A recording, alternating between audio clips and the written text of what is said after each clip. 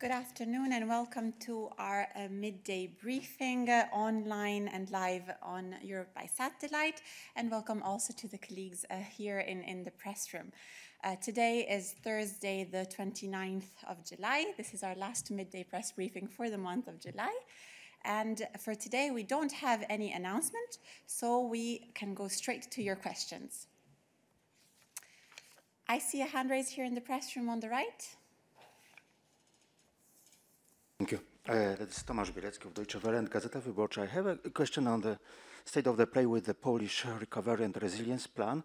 Has the European Commission already proposed to Poland a formal extension of negotiations, since the deadline is passing this weekend? So, thank you very much. Thank you for the question. I would invite Verle to join me here on the podium.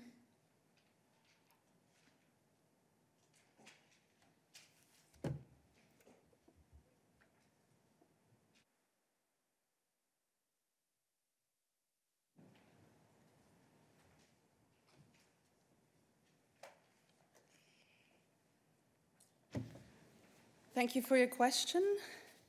So on the Polish Recovery and Resilience Plan, as you know, when Poland submitted its final Recovery and Resilience Plan on the 3rd of May, it also submitted a request to extend the 2 months assessment period, so the regular assessment period, by 1 month.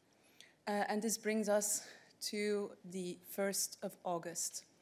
So for the moment, we are still operating within that time frame and working constructively with the Polish authorities to complete our assessment as soon as we can, while ensuring that all the relevant, so all the 11 assessment criteria in the Recovery and Resilience Facility are complied with.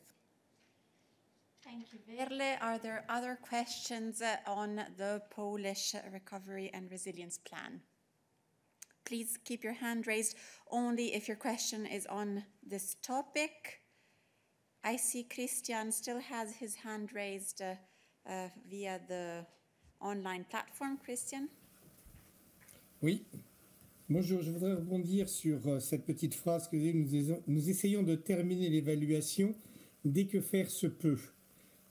La demande de période d'extension, de prolongation est au 1er août.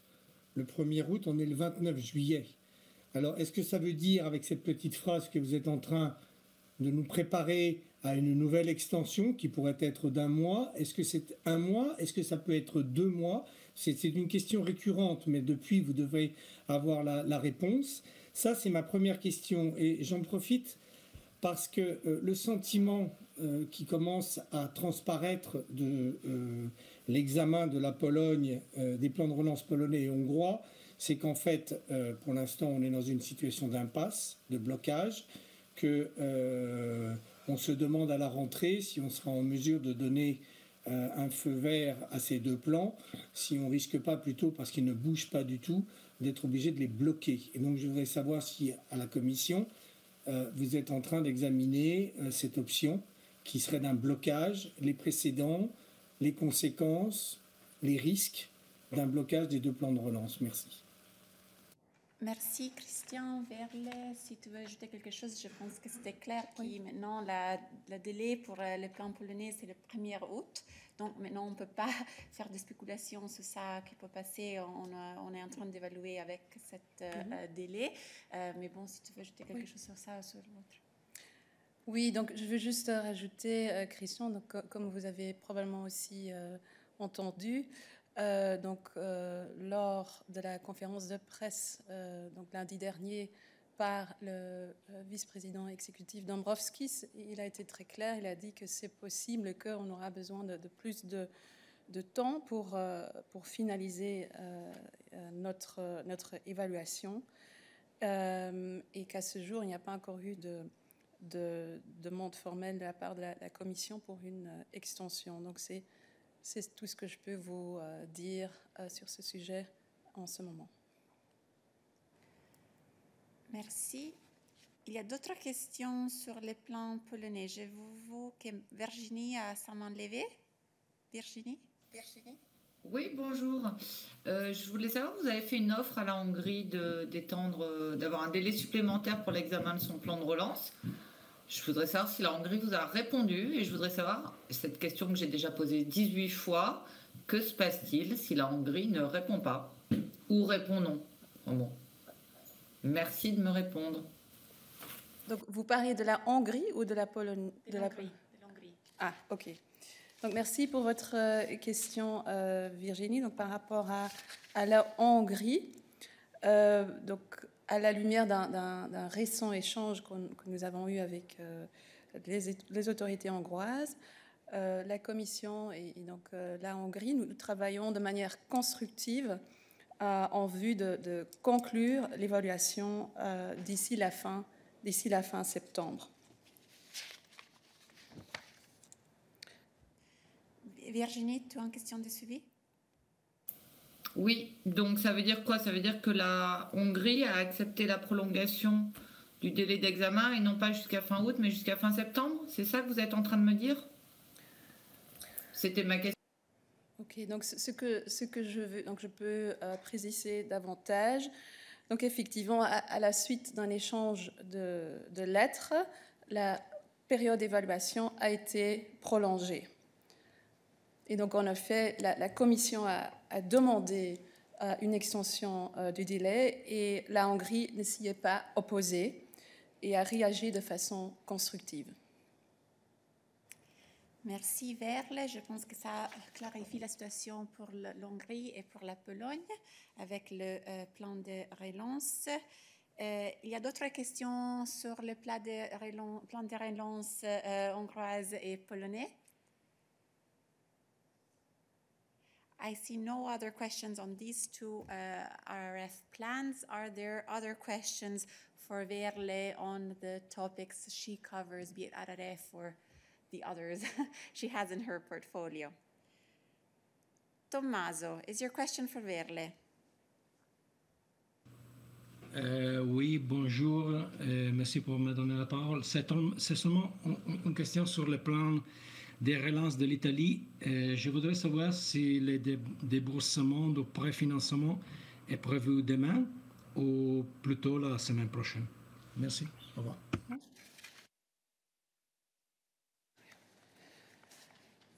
Non, donc là, je peux vous dire, est-ce que Balázs veut répondre? Ok. Non, donc ce que je peux vous confirmer en ce jour, c'est qu'effectivement, les premiers paiements de préfinancement sont prévus début août. Maintenant, je ne peux pas vous donner plus de détails par rapport aux différents États membres en question et leur situation particulière. Mais donc nous, la Commission, on fait tout ce qui est dans notre possible pour vraiment accélérer ce processus le plus possible. Je tiens à vous rappeler que selon le règlement, après qu'il y ait un accord qui a été conclu sur le financement, donc dès qu'il y a un accord sur un accord de financement et un accord de prêt avec l'État membre en question, le règlement prévoit que la Commission a 60 jours pour débourser l'argent. Mais donc là, la Commission a fait tout pour accélérer cette procédure et vise à faire en sorte que l'argent soit transféré dans les jours, dans une période de jours et donc non pas une période de 2 mois. Merci. Merci Verle, merci Tommaso. Est-ce qu'il y a des autres questions pour Verle aujourd'hui? Oui, ici dans la salle de presse. Oui, merci Philippe René, Journal Le Soir. À propos du plan de relance belge ou de la Belgique qui a été approuvé il y a déjà plusieurs semaines, je crois avoir vu que du côté wallon où des inondations ont eu lieu, comme on le sait, on espère pouvoir un petit peu moduler dans le temps la mise en œuvre de certains projets qui font partie de ce plan et qui ont été approuvés. Alors je voulais savoir s'il y a effectivement des échanges avec la Commission à ce sujet et bon, quelle est éventuellement la réponse de la Commission à d'éventuelles demandes. Merci. pour votre question, Christian. Donc, à la connaissance de la Commission, à ce jour, les autorités belges n'ont pas encore indiqué qu'il était nécessaire de modifier le calendrier ou d'adapter le plan belge pour la reprise et la résilience. Mais c'est clair que la Commission est tout à fait disposée à discuter avec les autorités belges de toute difficulté causée par cette grave situation. Je peux aussi vous dire qu'il y a un dialogue permanent qui est prévu entre la Commission et tous les États membres, y inclus les autorités belges, afin vraiment de surveiller la mise en œuvre du plan au cours des 6 prochaines années. Et ce processus nous permettra aussi d'identifier d'éventuels retards ou d'éventuelles difficultés. Et cela contribuera à trouver des solutions convenues d'un commun accord aux problèmes recensés. Merci. On a d'autres questions aujourd'hui sur les plans de relance de différents pays? Non? J'ai une question dans le chat en ligne. Vous gardez la main levée, c'est seulement sur ces sujets-là. Oliver, c'est sur ce sujet-là ou c'est un autre sujet? Hi, yeah, on the plans. Sorry, I was a bit late. I had something before.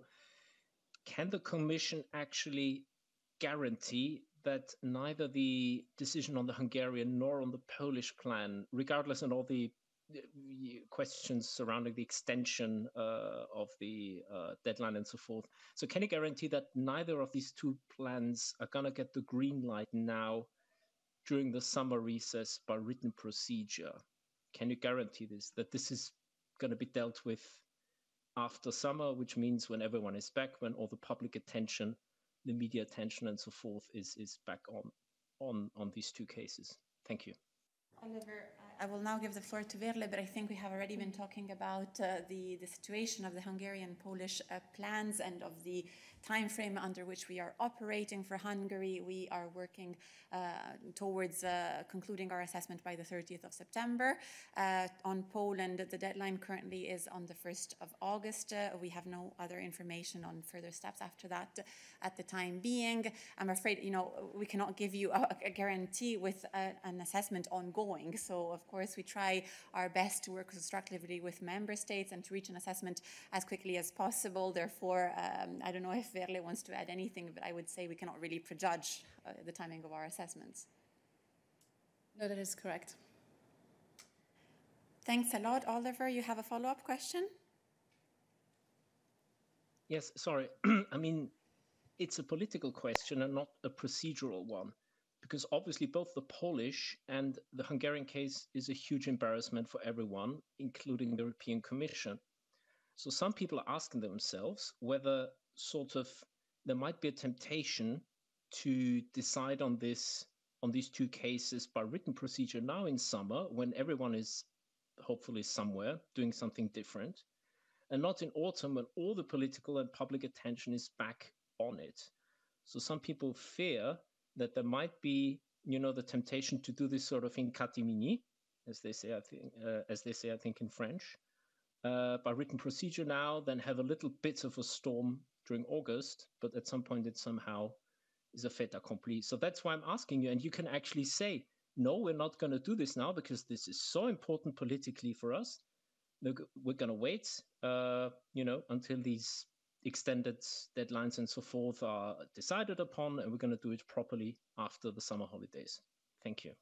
Oliver, thank you. I find the question very hypothetical and quite a speculation because, these assessments are ongoing and we have not taken any decision on them yet. So I'm afraid, I don't know if Veerle wants to add anything, but at this stage, I don't think we can prejudge their timing. So I think it's more a matter to see ex post. If then the decisions were taken in summer, you could, eventually question the timing. But at this stage, the assessments are ongoing. We don't know their precise timing. We are operating under the time frame that Veerle has very clearly explained, and all other scenarios would be just, hypothetical, and we cannot really answer them precisely at this stage.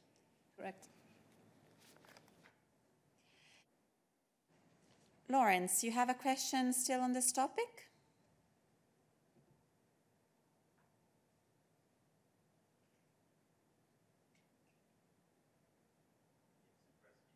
Lawrence, if the question is on this topic, you need to press speak. Apologies, I should have pressed twice, not once. I just want to get some clarity on the record on Poland. Hungary is relatively clear. On Poland, what exactly is it that you are still assessing in order to make a decision on releasing the funds?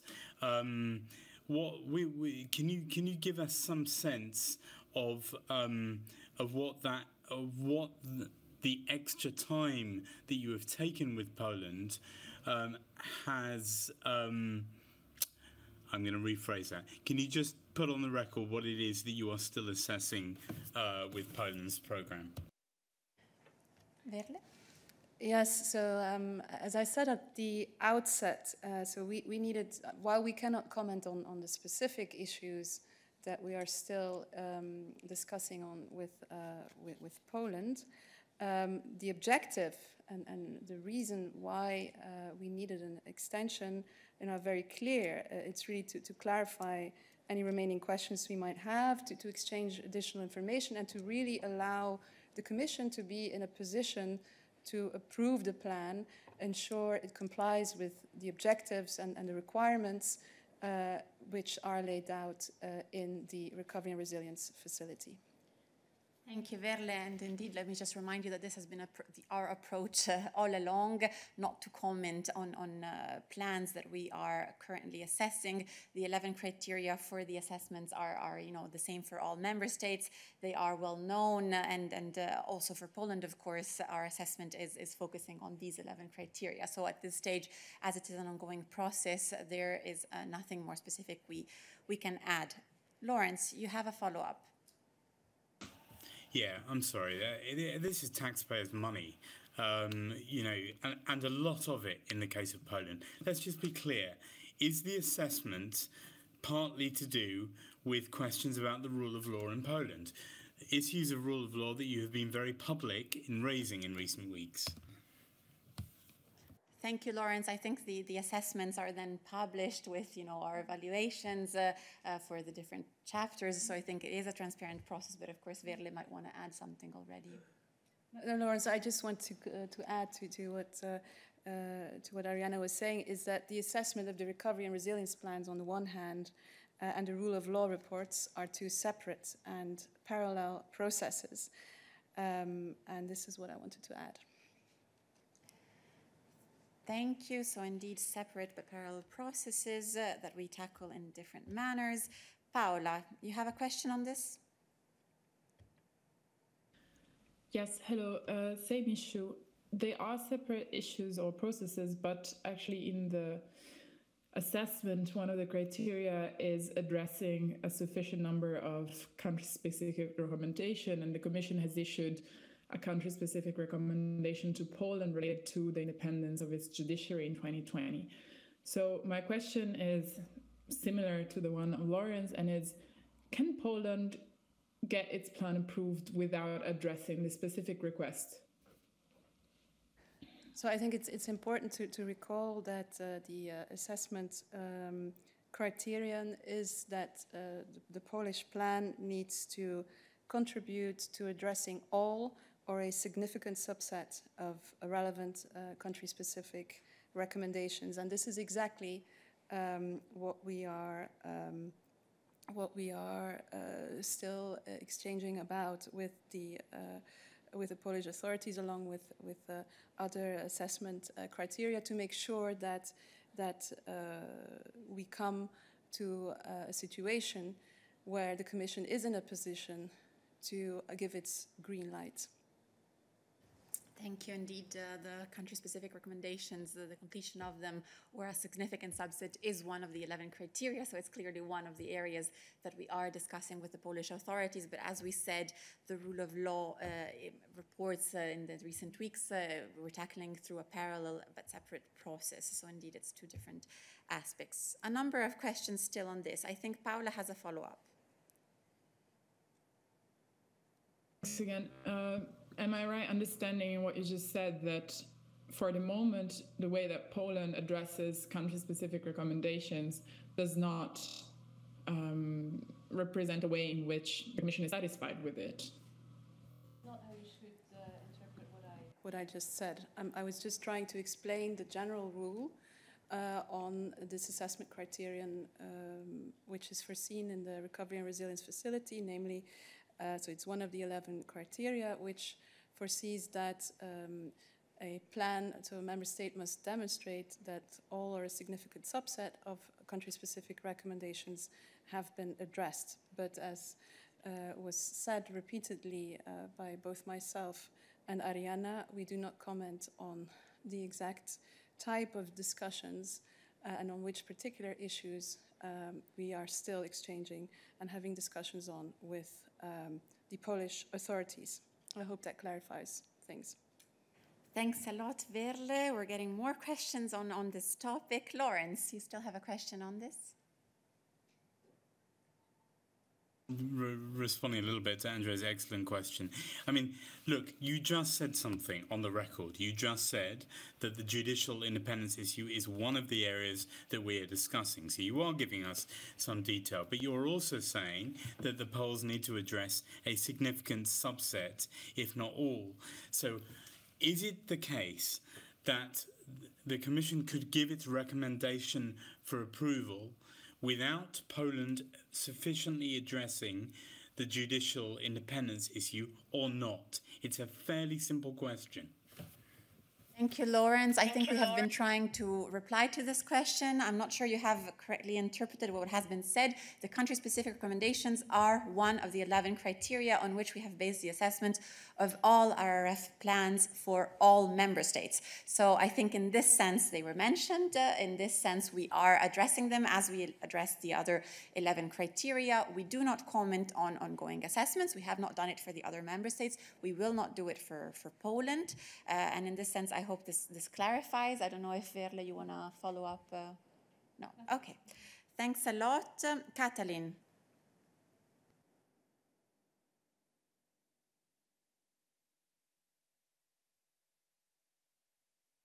Mic source or press the speak button. It's usually one of the two.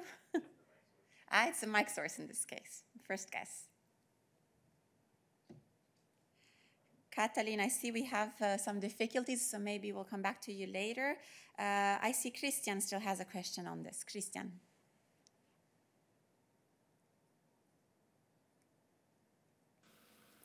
Oui, désolé de revenir. Je sais que vous n'aimez pas ce genre de questions. Vous n'avez pas répondu la première fois.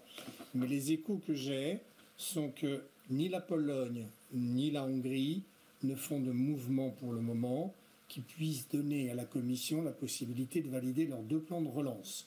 Que le sentiment est qu'aujourd'hui, la Commission est en train de jouer la pause de l'été, mais qu'en septembre va arriver le moment de décision. Ce moment de décision, ce sera, est-ce que vous serez capable de dire à ces 2 pays que leurs plans de relance ne correspondent pas aux critères qui ont été énoncés, vous allez les refuser. Ce qui voudrait dire que l'Union européenne va rentrer dans une crise majeure qui risque de provoquer des dégâts considérables. Je voudrais savoir si vous êtes prêts à ça. Je veux dire, si vous travaillez là-dessus. Je sais, vous allez m'envoyer paître, c'est naturel, ça fait partie du jeu, mais je vous dis, les échos que j'ai, moi, aujourd'hui, me font douter, me font craindre plutôt une grosse tension et une grosse crise à la rentrée. Et je voudrais savoir si vous y êtes prêts. C'est tout. En 1990, on avait posé la même question à vos alter ego, à la tribune, sur est-ce que les Danois risquent de refuser Maastricht. On nous avait envoyé paître, ils ont dit non et on s'est retrouvé dans une crise. Donc voilà, je prends les devants, je le dis officiellement. Est-ce que vous êtes prêts à assumer à la Commission une crise majeure? Est-ce que vous avez des commissaires qui vont travailler tout l'été pour éviter ce problème à la rentrée? Merci. Merci Christian pour ton intervention. Je pense qu'on a déjà répondu et on ne va rien ajouter. On est en train d'évaluer les plans polonais et hongrois et donc on n'a pas d'autres éléments à ajouter à cet stade. On est en train de l'évaluer et on va décider dans les prochains mois. On a déjà parlé dans les délais et on ne peut pas ajouter des autres éléments à notre réponse pour l'instant. Merci. Oliver, I give the floor back to you, but we have other topics and other questions, so I hope it will be a different question from the one we have received so far, because I'm afraid we will not add anything right now on this, but please go ahead. No, it's on something else, so take somebody else. We will come back to you. Please have your hand raised only if your question is still on this topic of the recovery and resilience plans. Maria.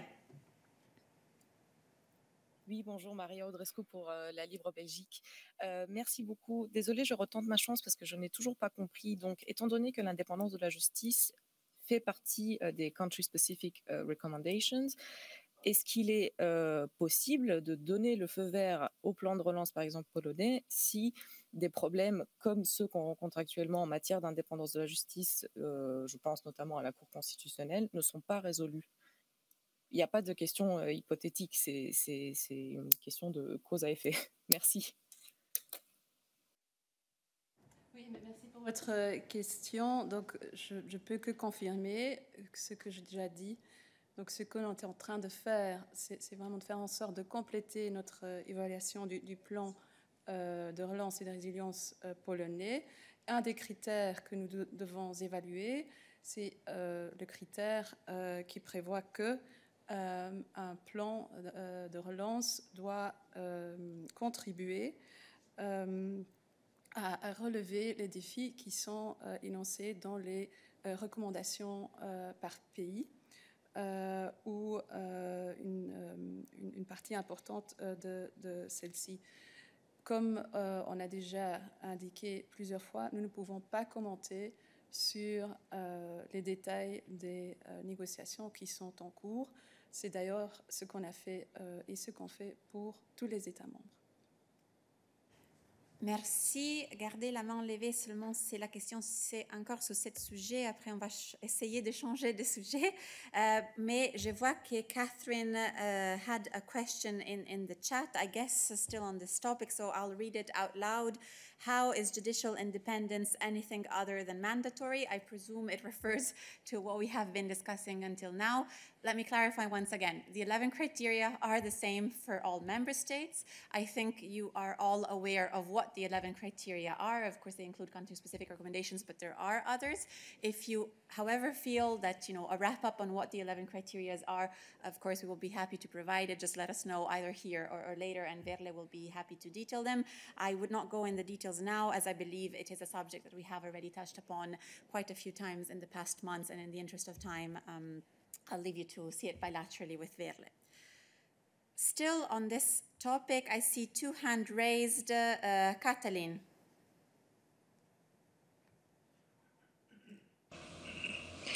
Yes, thank you very much. Sorry for the technical problems. How the Commission decides which country-specific recommendations a member state has to fulfill? Because, as you said, not all the country-specific recommendations must be fulfilled when the assessment is made. And this is what Vice President Dombrovskis also highlighted in his interventions. So how the Commission decides which recommendations have to be fulfilled? Thank you very much. Thank you for your question, Katalin. Well, what I can do is also refer you to the decisions which have already been approved by the Council. So the Council so far has already approved 16 recovery and resilience plans. And this is always accompanied by a staff working document. So basically the Commission decision is accompanied by a staff working document where you will find the really detailed assessment and analysis of the Commission of the compliance with each of the 11 criteria in the Recovery and Resilience Facility, so including this criterion on how the plan contributes to addressing all or a significant subset of country-specific recommendations. Thank you, Verle. I see that Virginie has her hand raised, but since she had already had the opportunity to ask a number of questions, if it's okay, I'll first go to Tihomir. I'm super sorry for the pronunciation. Tihomir, is your question on this? You seem not to have a microphone, which could be an issue. If you cannot solve it, maybe you can type your question in the chat if you don't have a microphone at your disposal. And in the meantime, we will go to Virginie. Virginie? Oui. Pour revenir sur les plans que vous avez déjà approuvés, justement, et cette question des recommandations pays, vous pourriez peut-être nous donner des exemples. En tout cas, par exemple, pour la France, quelles recommandations pays la France suit-elle dans son plan de relance? Par exemple, elle ne suit pas la recommandation pays de réformer le système des retraites, qui était quand même un des trucs importants qu'on lui demande depuis des années. Parce qu'en fait, c'est pas du tout clair la manière dont vous décidez que telle recommandation pays est importante selon tel pays. Donc, ça serait bien de nous donner des exemples concrets, de nous montrer que dans des pays moins polémiques, vraiment, ils ont suivi des recommandations pays importantes. Merci. Ce qui est important à relever aussi, c'est que c'est un des critères où il faut avoir un A, donc ça veut dire que le plan doit vraiment, to a high extent, donc doit vraiment répondre à ce critère-là. Mais donc pour des exemples concrets, je propose que vous m'appeliez après le midday. Merci. Merci. On va regarder ça et on peut ajouter peut-être des éléments après le midday press briefing dans l'après-midi. Je pense qu'il n'y en a pas d'autres questions sur ces sujets. Pas dans la salle épaisse, pas en ligne. Donc, on peut ouvrir à deux autres questions. Je vais prendre une question qui a été écrite dans le chat avant. Merci, Verle. Merci. C'était pour moi. Donc, c'est concurrence. Matthew Newman.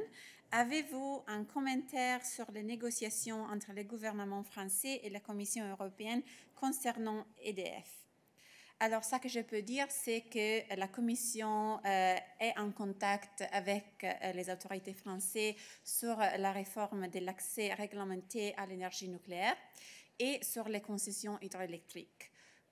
Comme il s'agit d'un débat en cours, nous n'avons pas d'autres commentaires sur ça à faire maintenant. On est en contact, on continue à être en contact avec les autorités françaises. Merci, je vois beaucoup de mains levées. Désolée, je dois demander s'il y a des autres questions de concurrence pour clôturer mon chapitre concurrence.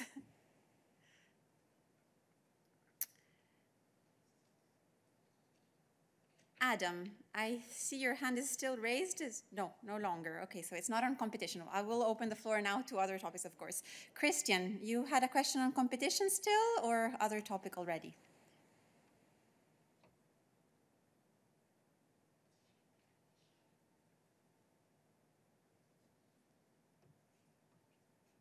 A été mis, comme on dit pudiquement, au congélateur. J'ai pas entendu, désolé.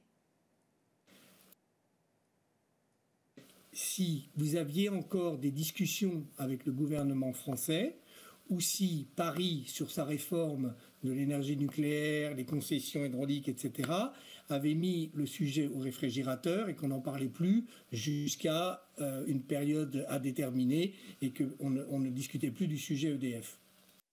Comme je dis, on est encore en contact avec les autorités françaises. On continue à être en contact avec eux. Merci. Je pense qu'on n'a pas d'autres questions de concurrence aujourd'hui, donc je vais prendre des autres questions. Momchil.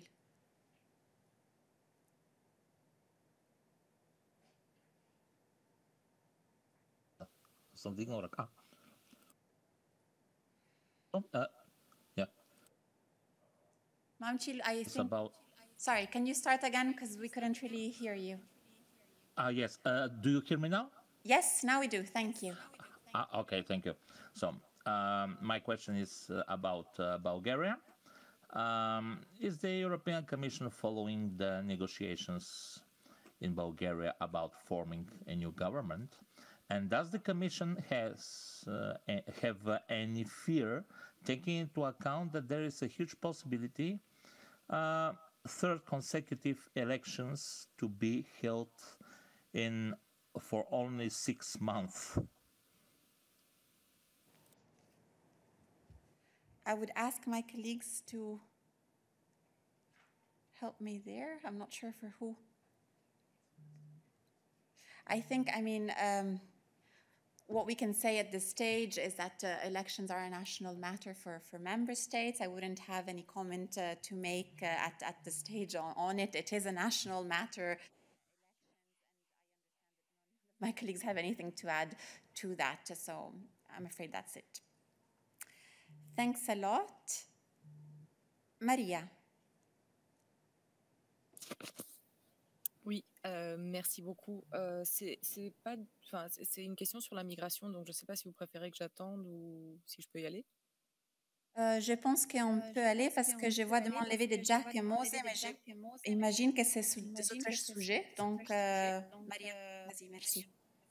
Super, merci. Donc, en fait, j'entends que le ministre grec a attiré l'attention de la Commission hier sur le fait que la Turquie continuait de refuser d'accepter qu'on y renvoie en fait des migrants depuis les îles grecques en vertu de l'accord entre l'Union européenne et la Turquie. Je voulais savoir voilà, comment est-ce que vous comptez résoudre cette situation et la question liée, c'est voilà, est-ce que vous continuez du coup de penser que c'est la réponse à la situation migratoire sur les îles grecques ou si vous cherchez d'autres solutions? Merci. Merci Maria. Je pense qu'Adalbert est connecté avec nous. Tout à fait, merci Maria. Je peux peut-être commencer par confirmer qu'effectivement la Commission a reçu une lettre de la part du ministre Mitarakis dans laquelle le ministre informe la Commission que les autorités turques n'ont toujours pas accepté le retour de toutes ces personnes qui ne sont pas éligibles à la protection internationale des îles grecques et que le ministre apprécierait l'aide de la Commission, en particulier par des contacts avec les autorités turques pour souligner la nécessité de mettre entièrement en œuvre la déclaration UE-Turquie. La Commission est évidemment très consciente des défis auxquels font face les autorités grecques et continue à soutenir tous les efforts pour que les retours des îles grecques en Turquie reprennent, comme cela devrait être le cas en vertu de la déclaration UE-Turquie. Ensuite, sur ta question plus large concernant la situation sur les îles grecques, évidemment, la mise en œuvre intégrale de la déclaration UE-Turquie demeure pour nous une priorité. Ceci dit, j'aimerais aussi rappeler que la Commission fait énormément d'efforts pour apporter des solutions à la situation sur les îles grecques de manière beaucoup plus large. Et là-dessus, peut-être que je vous épargnerai le catalogue complet de mesures que la Commission prend. Nous avons publié beaucoup de matériel de presse là-dessus, mais je pense qu'il est important de rappeler notamment l'existence de la task force de la conjointe entre la Commission et la Grèce, qui travaille sur notamment les nouveaux centres sur les îles grecques, sur leur construction rapide, afin d'éviter un nouvel hiver sous des tentes à Lesbos et afin d'apporter des solutions concrètes aux autres îles grecques. Et par ailleurs, nos efforts ont déjà porté beaucoup de fruits et la congestion notamment sur les îles grecques, donc le nombre de résidents dans les centres sur ces îles a énormément diminué depuis un an. Donc nous continuons à suivre la situation de très très près. Nous sommes engagés aux côtés des autorités grecques pour améliorer la situation, pour répondre aux défis qui sont présents. Merci beaucoup Adalbert aussi pour les éléments ajonctifs que tu nous as donnés. Est-ce qu'il y a des autres questions de migration? Je sais que Jack, il a deux questions différentes aussi, Oliver et Mose, mais pour l'instant, on est sur la thématique de migration. Ici dans la salle... Ah, bon, désolé. Dans une seconde, il y a un follow-up, je pense. Oui, merci beaucoup. Je voulais savoir, est-ce que vous aviez des chiffres sur la diminution de la grande diminution de la congestion sur les îles et juste, en fait, je peux entendre que l'objectif est quand même d'appliquer l'accord entre l'Union européenne et la Turquie. Cela dit, cela fait 17 mois, si je ne me trompe pas, que, par exemple, la question des retours, du renvoi des migrants en Turquie n'a pas été résolue. Donc, voilà, vous continuez quand même sur cette piste-là, ou est-ce que la Commission est en train d'analyser vraiment d'autres solutions plus viables que celle-ci? Merci. Adalbert? Merci beaucoup. Pour les chiffres, je propose peut-être de revenir vers toi à l'écrit pour que nous puissions te donner les chiffres actualisés. Mais évidemment, nous les avons, nous suivons la situation de très très près. Concernant la déclaration UE-Turquie, effectivement, sa mise en œuvre intégrale demeure une priorité pour nous. Par ailleurs, le côté Union européenne continue à mettre en œuvre cette déclaration, y compris par des réinstallations des réfugiés de Turquie en Europe, ce qui fait partie de cette déclaration. Ceci dit, peut-être sur l'avenir de notre relation avec la Turquie ou de notre coopération en matière de migration, peut-être mes collègues seraient mieux placés pour t'informer en détail si tu as des questions précises. Et c'est aussi une question que nous pourrions prendre en bilatéral très facilement si tu le souhaites. Merci beaucoup Adalbert. Il y avait encore une question migration ici dans la salle de presse. Oui, merci. C'est en fait, je pense, plus sur un angle affaires étrangères, mais c'est quand même migration. J'ai vu que le haut représentant Borrell, hier, s'est entretenu avec le ministre des Affaires étrangères irakien, notamment sur cette question d'exportation, en quelque sorte, de personnes depuis Bagdad vers Minsk, en Biélorussie, et puis poussées vers la frontière lituanienne. Alors, je voulais savoir si, sur ces entretiens, il a, disons, des éclaircissements sur ce qui se passe, c'est-à-dire qui sont ces personnes, comment elles parviennent à monter à bord d'un avion pour se rendre en Biélorussie, et qu'est-ce qu'éventuellement le ministre irakien a promis ou a déclaré à ce sujet. Est-ce qu'il compte faire quelque chose ou laisser faire comme ça? Merci. Merci pour ta question. Je vais inviter Nabil à me rejoindre ici. Je sais que Jack, il est pressé aujourd'hui. On va clôturer le chapitre migration après, mais je vais prendre ta question, Jack. Merci. Oui, merci pour ta... Désolée. Merci pour ta question, Philippe. En effet, le haut représentant a parlé avec hier le ministre des Affaires étrangères irakien. Bon, malheureusement, je ne peux pas aller très loin dans la conversation, vu que c'est une conversation qu'ils ont eue en bilatéral et que le haut représentant a tweeté sur le sujet. Tout ce que je peux dire, c'est que c'était une conversation qui était importante et que c'est quelque chose qui a été qui est d'importance pour les Irakiens aussi bien que pour l'Union européenne. Donc je te réfère à son tweet. Ceci dit, ce que je peux dire par rapport à la situation en général, c'est que l'Union européenne au-delà du haut représentant qui a parlé avec le ministre, avec son counterpart irakien, tu auras vu que le président du Conseil, que la présidente de la Commission, que le président Borrell et que aussi la commissaire Johansson sont sur le sujet et donnent énormément d'importance sur le sujet. La délégation aussi, que ce soit à Bagdad ou à Ankara, sont en contact et nous sommes aussi en contact avec certaines nations africaines.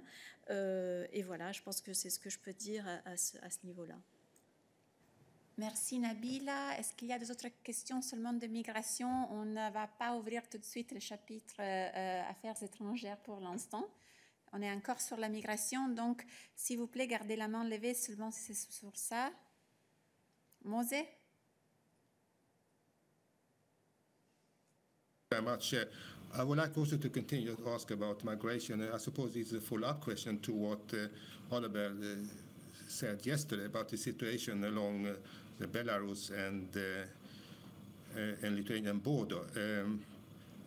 Oliver said yesterday that he thought there were about 2,700 illegal migrants, mostly from Iraq, at the border, or maybe already had passed the border. And there have been reports in media that the Lithuanian authorities seem to be applying the same methods as the Greek authorities last year in simplifying or the asylum procedures, or even denying, let's say, an applications from those asylum seekers. And as Albert said yesterday, there is no common EU list of safe countries. On the other hand, we know that Belarus is an authoritarian country which is being sanctioned by EU, and probably not a safe country for any migrants. So I wonder if there are any concerns about so-called pushbacks at that border, as there were, as you remember, between Greece and Turkey, concerns which were more or less confirmed by an, let's say, investigation by European Parliament some time ago. Is it something which the Commission is investigating to assure itself that no illegal pushbacks are applied by the Lithuanian border guards, and also not by Frontex, of course? Thank you. Thank you, Mose. Adalbert? Thank you very much, Mose. We do not have any reports of any pushbacks at the Lithuanian-Belarusian border. Of course, we follow the situation very closely, and let me maybe give a more complete answer about what we are doing in this complex situation. Starting with the fact that the EU as a whole firmly rejects any attempts to instrumentalize people for political purposes, and that we cannot accept any attempts by third countries to incite or acquiesce in irregular migration towards the European Union. And also, Lithuanian borders are European borders, and it is our shared responsibility to manage them together. In this situation, the EU is fully supporting Lithuania, with European agencies present on the ground, financial assistance on its way, 12 member states and Norway sending humanitarian aid through the EU Civil Protection Mechanism, and the HRVP and the Commission fully engage in outreach to countries of origin, as also Nabila has explained. We can also rapidly deploy further operational and financial assistance as required. And I would perhaps be able to add that Commissioner Johansson sent a letter today to EU interior ministers to call on all member states to contribute to this effort as a matter of priority. The Commissioner will also visit Lithuania on the 1st and 2nd of August to meet with senior government representatives, and this visit will be followed a week later by a visit of Commission officials to make a strategic assessment on the ground. And I think overall it is clear that this situation shows we need a fair and effective European asylum and migration system that is really able to respond to different situations, that is equipped to provide protection for people in need, and capable of managing migration in different situations, in normal times, in times of pressure, and in situation of crisis. And this is what the Commission proposed under the new Pact on Migration and Asylum, which requires agreement as urgently as ever, which is something towards which we are working very closely with the Parliament and the Slovenian Council Presidency. Thank you, Adalbert. Also to reassure the colleagues here in the press room that Jack has cancelled his appointment because midday is so important to him, so we can carry on with migration without feeling that we are taking him the opportunity to ask his question today. Therefore, I would give the floor to David, who still had a question on migration. Thanks, Ariana, and good to see that the solidarity in the press room is even stronger on the topic of migration than it is among the member states. If I could ask, given the sanctions that are in place, or that I believe are still in place, regarding flights to Belarus through EU airspace, given the reports of the Lithuanian authorities about where some of these migrants are coming from, say Syria, Iraq, or Africa, it would suggest that to get there, flights would have to occur over the EU or over EU partner countries unless they're taking quite a detour. And so I wonder if you have a sense of whether, in fact, that sanction measure was still in place. Is it being violated? Are these flights somehow getting free passage through other countries that we're not aware of? Thank you, David. Now I look at my colleagues. I imagine this would actually be for Stefan on travel. But I'm not sure we have elements to add at this stage. So the question related to whether the flights bringing the migrants to Belarus are flying over EU member states and how this is related to the sanctions that there had been on this, and if you're aware of issues. David, I hope I grasped the sense of the question, but I'm not sure we have elements to provide at this stage. We will look into it and we will get back to you in the afternoon. Thank you. So, still on migration, I see there's 2 hands raised in the chat. Lawrence. Thanks. A little factual question for Adalbert. The team of Commission officials who might go to the border in a week or so, what are their options within this strategic assessment? What could they request or ask for?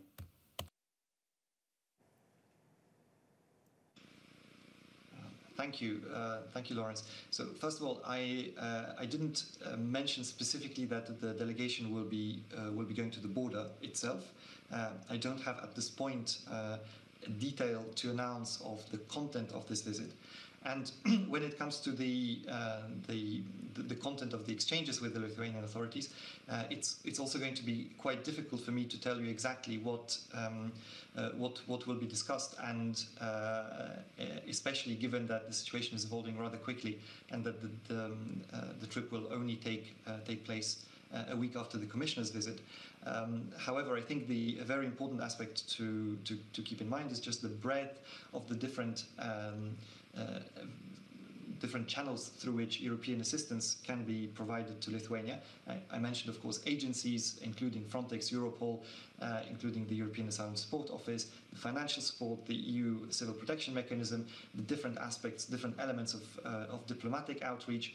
So it is clear that with the breadth of the different options and the different aspects of this question, there will be a lot to discuss, both on the strategic level, through a political discussion with the Commissioner, and also on the technical level. So I will have to leave it at that at this point. Thank you, Adalbert. I think there are no other questions on migration, neither online. Here in the press room, still a question on migration.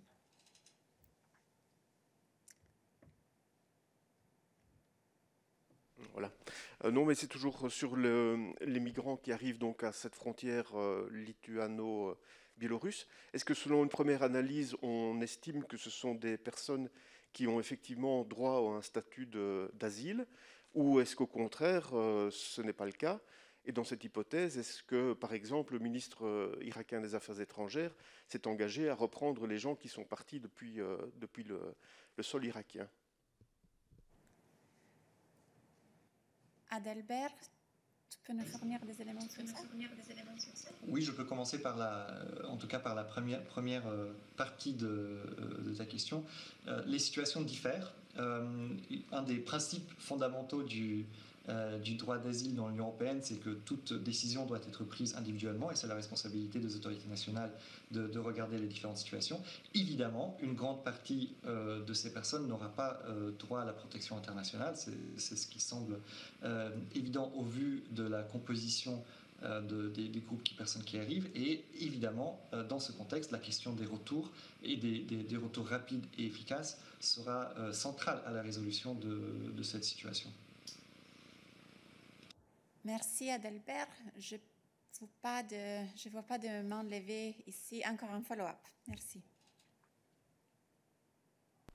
Oui, et donc si effectivement on ne peut pas tout savoir de ce qui a été discuté entre Josep Borrell et le ministre irakien, est-ce que par exemple sur cette question, le ministre irakien a pris quelques engagements ou pas du tout, en disant ils sont partis, ils sont partis? Nabila, désolée pour l'aller-retour. Aujourd'hui, ça va être un petit peu comme ça.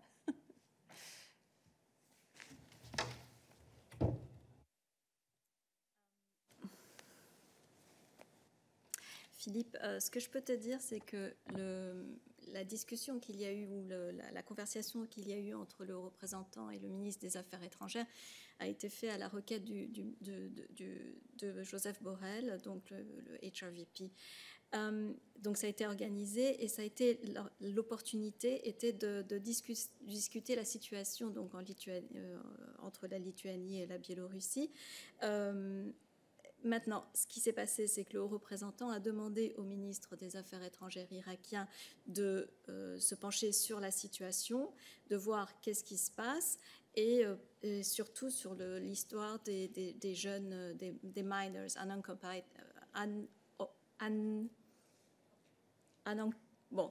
les mineurs qui ne sont pas accompagnés. Voilà.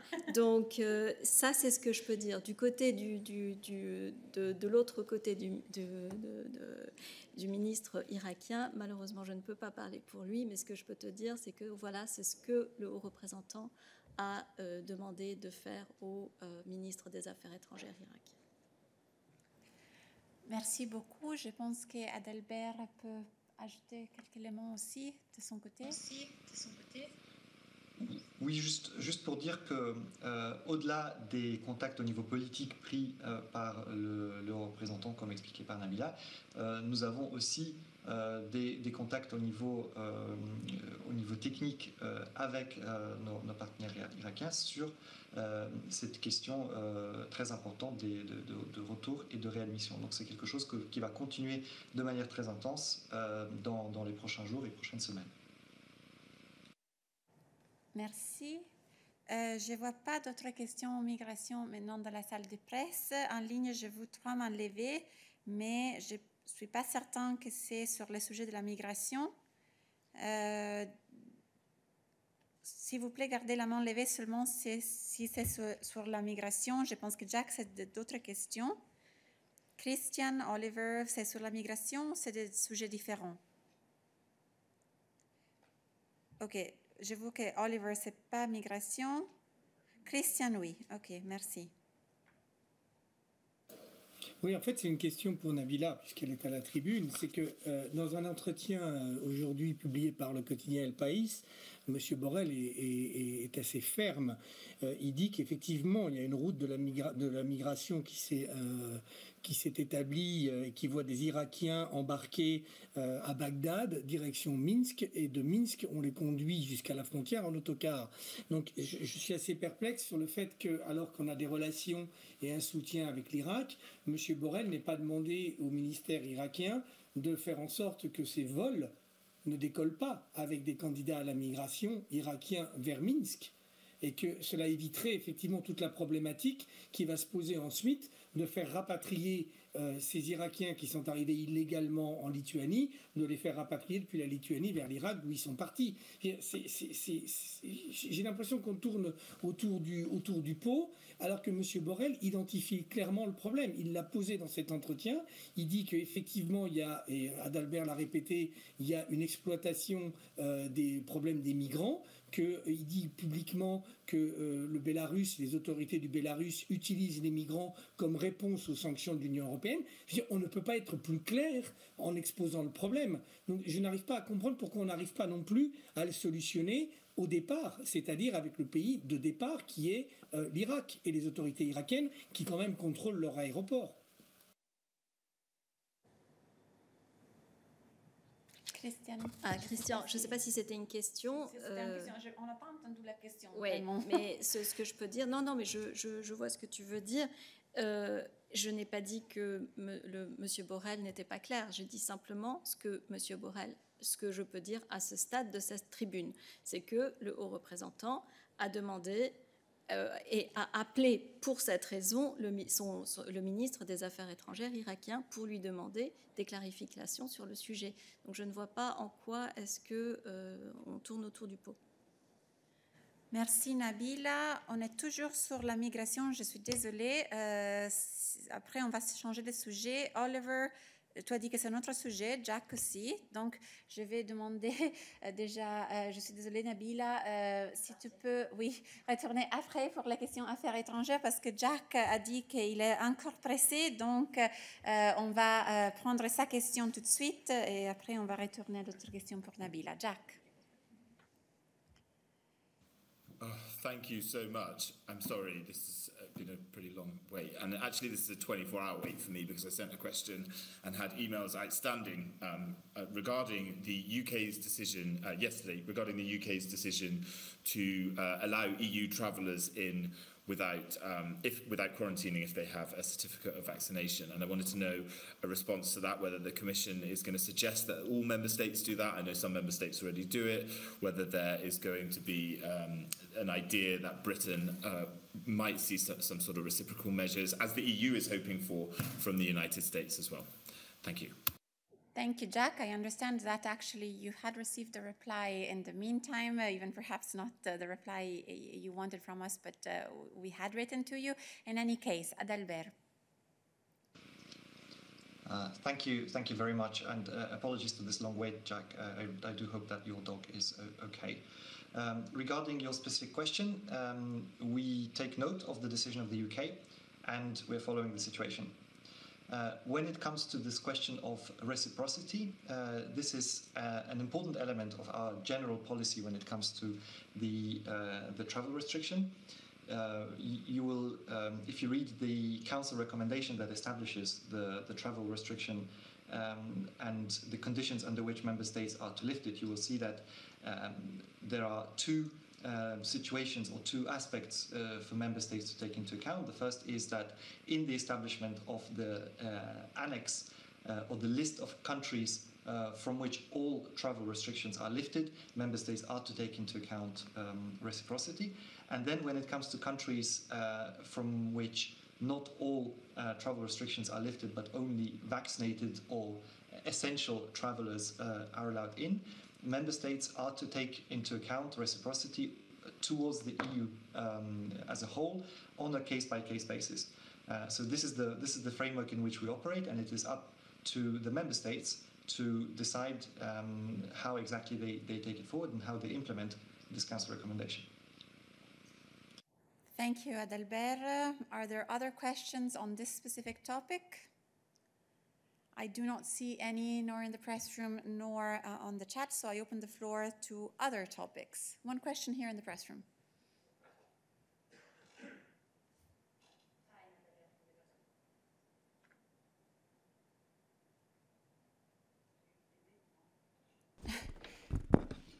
Yes, now.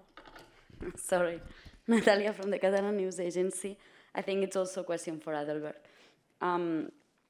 I wanted to ask you about if the European Commission is considering to propose a change in the criteria for the risk zones in the map of colors of the EU, to give more weight to hospitalizations rather than infections, given the fact that hospitalizations now might reflect better the risk of COVID, given that a bigger part of population has been vaccinated. And also, this is not only for travel. I also wonder if, from the European Commission, do you recommend member states to also have this in mind when applying restrictions in their member states?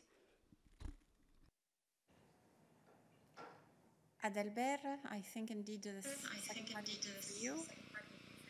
That's correct. As it relates to the recommendation on restrictions to free movement that is currently in place. However, I don't have anything to announce in terms of any changes to this recommendation. So this stands, and of course we expect member states to use it as a compass in how they apply any travel restrictions inside the EU that are still necessary because of the health situation. Thank you, Adalbert. Are there other questions on this topic? Do not see any other questions for the portfolios that Adalbert is currently following. Do not see any, nor in the press room, nor online. So happy to open the floor to other questions. I think Oliver had his hand raised.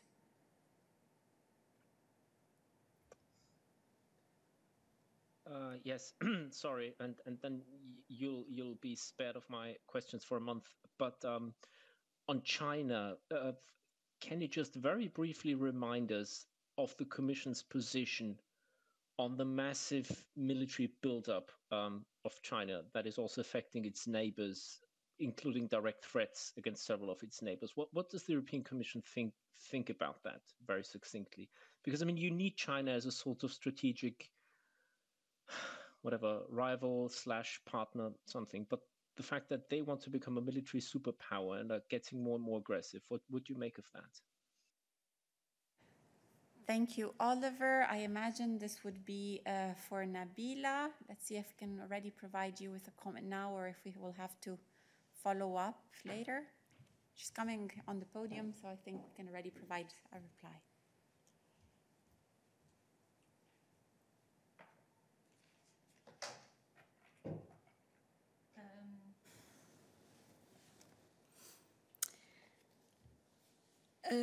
Thanks a lot, Oliver, for your question, which I'm not sure what I can do is talk to you about our relationship with China, which I think you would know. You know that the European Union and China have a very, let's say, simultaneously one of the most strategically important and one of the most challenging we have. China is a negotiating partner, it's an economic competitor, and it's a systemic rival of the European Union. When it comes to our position, when it comes and to our engagement with China, we try to pursue a realistic, effective, coherent relationship based on our values and interests. So when it comes to discussing our relationship with China, we don't shy away from talking to China about the problems that we have with China, but we also engage in other issues with China, be it on foreign policy, but on other issues that are relevant to climate change, etc., etc. So this is what I want to say, but I'm not sure you have a very specific question that I can talk to you about, if I don't know. Indeed, thank you, Oliver. Nabila has given our general position for what regards our relationship with China. On your detailed question, at this stage, we have no further elements to provide. We'll see if there's anything we can add eventually at a later stage. Since Nabila's back for the third time on the podium, I would like to not make her come on a fourth time, so I will take foreign affairs related questions. If there are any, please raise your hand right now. Not in the press room. I see Naomi in the chat. Last chance for Nabila. Okay. Naomi, go ahead. Naomi, go ahead. To tell you the truth, I'm not sure if this is definitely in foreign affairs. It's one of those borderline issues. It's about relations with the UK and the pausing of legal action. Should I wait or should I go ahead? It's actually for me and not for Nabila, but I do not see other questions for Nabila, neither here in the press room nor online. So I think, Nabila, thank you. Hopefully we don't have to make you come back, and I'll be happy to take your question, Naomi. Go ahead. Thanks. Yes, it's just regarding the pause of legal proceedings against the UK on the unilateral action and so on. I'm just checking in to ask if there's been an update on that and what's anticipated for the next few weeks. Thank you.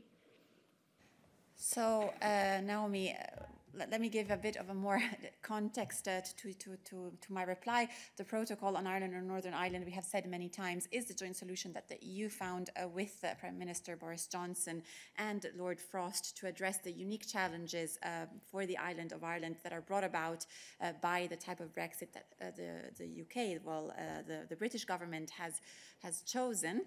We, of course, have taken note of the statements made by the UK in the past weeks, especially in the command paper on the 21st of July. We have replied, Vice President Šefčovič has given a statement on the same day where we have confirmed our readiness to engage with the United Kingdom, also on suggestions made in the command paper, and to consider any proposal that respect the principles of the protocol, so within the framework of the protocol. The EU has already sought flexibility, practical solutions, creative solutions to overcome the difficulties that the protocol its implementation is posing for the citizens of Northern Ireland. And we have demonstrated this with a pack of measures that we have announced on the 30th of June. Again, there's a statement by Vice President Šefčovič, and you also can see some non-papers we have published earlier this week on these flexibilities that we have proposed to address specific issues, for example, relating to medicines or to SPS. While the EU will not renegotiate the protocol, we stand ready to address the issues arising from the practical implementation of the protocol in a spirit of good faith and cooperation. It is essential that we continue the discussions in the weeks ahead. On your question on the pausing, so as I said, we have a spirit of good faith and cooperation. We will carefully assess the proposals made by the UK in accordance with the procedures that call for broad consultation, both internally and with the European Parliament. Given that we need the time for this reflection and consultation, we want to give ourselves the space to find durable solutions for the implementation of the protocol. And for this reason, we have indeed decided that at this stage, we will not move ahead to the next stage of the infringement procedure against the UK that we have started in March. Nor will we launch a request for consultation in the joint committee that would lead to a dispute settlement process. So this is the reason and the context for which we are not going to proceed at this stage with the next step of the infringement procedure. You were asking about contacts for the coming weeks. As I said, it's very important to maintain the very constructive discussions with the UK in the weeks ahead. We are having talks at technical level. We continue to engage, and I can say that this afternoon, Vice President Šefčovič will have a call with Lord Frost in this frame. I hope this answers the question. Are there other questions related to Brexit? Do not see hands raised, nor in the press room, nor online. Therefore, I will open the floor to questions on different topics, if we still have any. I see here one in the press room. Fabio Fantozzi, La Presse. As far as vaccines are concerned, a recent study carried out by Pfizer has shown the need of a booster dose of vaccines. And also Israel is considering this option. So what's the position of the Commission about this? Together with EMA. Fan is joining me here.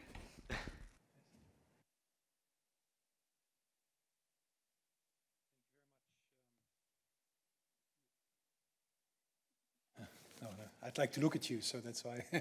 Hello, good afternoon. A booster vaccine. You know, we are very much aware that there may indeed be a need of a booster vaccine. And this is one of the reasons why we prepared ourselves, for instance, by concluding a third contract with the company BioNTech Pfizer. This contract, which was announced some time ago, reserves 1.8 billion doses. And the objective of these doses is to be ready should boosters be necessary, should we need additional vaccines in the context of our battle against the variants, or if we need to vaccinate other groups, younger persons, children, and so on. So in order to be prepared for this need of a third booster, or for a booster rather, we have concluded this contract. We have also exercised the option of 150 million doses of our second contract with Moderna, also with a view to be better prepared for such situations. In the meantime, of course, we continue to follow the situation together with the European Medicines Agency. As always, we want our decisions and steps that we take to be science-based, and therefore we follow the situation closely with them. Thank you.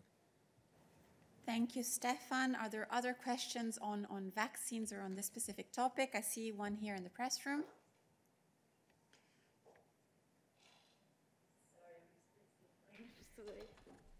Yeah, now I have a follow-up on that.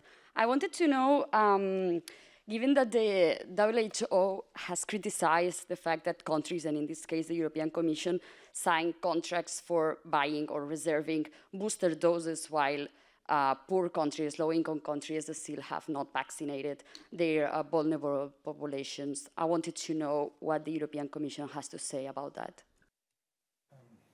Thank you very much for this question. Now, I want to stress that from the beginning of this pandemic and from the beginning when we started to develop our response to this pandemic, we have always clearly stressed that our response has to be a global response. And this is one of the reasons why our vaccine strategy, the approach of purchasing and distributing vaccines, is part of our broader strategy of ensuring solidarity with the rest of the world. This fight against the virus is a fight against the virus everywhere in the world. As long as there's still a virus in the world, the fight is not over. And this has always been at the heart of our approach. We have made several steps to build this global solidarity. You'll remember that in May last year, we had launched our conference, which led to a pledge of around 16 billion euros. We are one of the major partners in COVAX, and we have, for instance, also set up a vaccine sharing mechanism. And I refer to what the President said last week, where she announced that there is a very firm commitment of the member states to share at least 200 million doses with low and middle income countries by the end of the year. So yes, we have good contracts. We are, on the basis of our contracts, we are reserving many doses, but these doses are all part of our response to tackle this virus here in the European Union, but also on the global scene. Thank you. Thank you. I see David has his hand raised. Is your question on this specific topic? On vaccines, but not the specific one. I don't see other hands raised here in the press room nor in the chat, so I think you can continue the question on vaccines. Thanks. Great. I wonder, Stefan, if you could provide any update on the litigation with AstraZeneca, if AstraZeneca has in fact communicated to the Commission that it wishes to settle this lawsuit, and maybe if you could update us on whether in fact any of the goals of the Commission have changed as we've seen the pandemic situation obviously change. Is it still a question of holding AstraZeneca accountable for the delays, et cetera, at the start of the pandemic, or is there now a shift to take into consideration where things stand given this fourth wave of coronavirus and the situation around the world? Thank you. Thank you very much for this question, David. No, I cannot comment on the statements or the comments that you are referring to. Our position has always been the same and remains unchanged. What we want is to ensure the delivery of a sufficient number of doses quickly to the European citizens. These are doses that we are entitled to on the basis of our contracts, and this is one of the reasons indeed why we started legal proceedings. These legal proceedings are ongoing. You know that in September the court will have an additional hearing to check the situation and to assess to what extent the company has respected the contractual principles laid down in the contract. These principles were again stressed clearly by the Brussels court at the beginning of June. On the basis of these contractual principles, the court of the Brussels court requested the company to do deliveries of doses and to take into account these contractual principles, such as, for instance, the use of different plants which have been identified in the contract. We continue to follow the situation. I told you last week, I think that approximately 100 million doses have been delivered, but I'm not in a position to say more at this stage. Thank you. Thank you, Stefan. I think David has a quick follow-up. Yes, Stefan, thanks for that. Just if the goal, again, is to ensure sufficient doses, can you just update us as to whether, in fact, the EU believes it currently has sufficient doses for its health policy goals across the various contracts? And if that's the case, which I think it may be the case, is there any point in continuing this litigation if, in fact, there are enough doses to meet the needs at this time, as you said? Yes, thank you, David. around 2 weeks ago, the President announced that a sufficient number of doses was delivered to the Member States to allow the Member States to ensure the administration of vaccines so that we can reach the 70% target. This remains important, but we of course need to continue with the deliveries of the doses because the work doesn't stop, of course.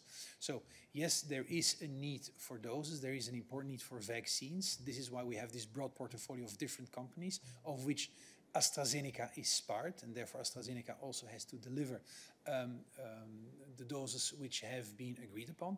And then secondly, I would like to refer to what I said before. Let us also not forget that our vaccine strategy is part of our global strategy, our strategy of ensuring solidarity with the rest of the world, and to make sure that vaccines that have been produced and delivered in the European Union can also be delivered to the other parts of the world where there is a high need for these vaccines, again in line with our commitment to ensure global solidarity.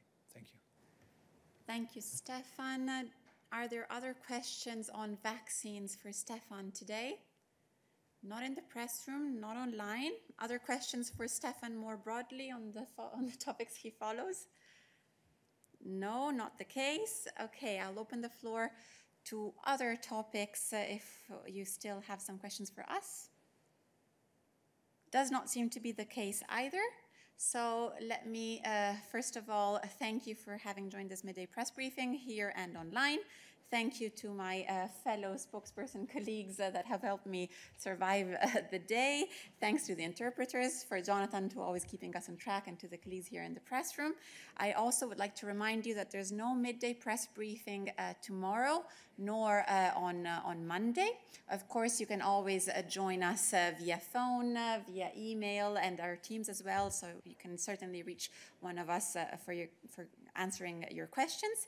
And you will see us on Tuesday, where actually it's going to be Vivian chairing the midday press briefing. Thank you. Have a very nice day. Goodbye.